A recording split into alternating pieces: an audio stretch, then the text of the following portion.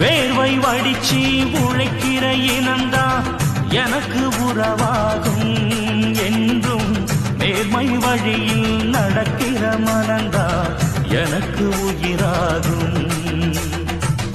ஏழை சனங்க கொடுக்கிற வாழ்த்த நாளும் மதிப்பேனே. இங்கே ஊழை குடிக்கும் குடும்பங்கள் சிரிச்சா நானும் சிரிப்பேனே. நல்லவை எப்பவும் பிழைக்கணும், நன்மைகள் எப்பவும் தழைக்கணும், நினைச்சதெல்லாம் கைகளிலே கிடைக்கணும்.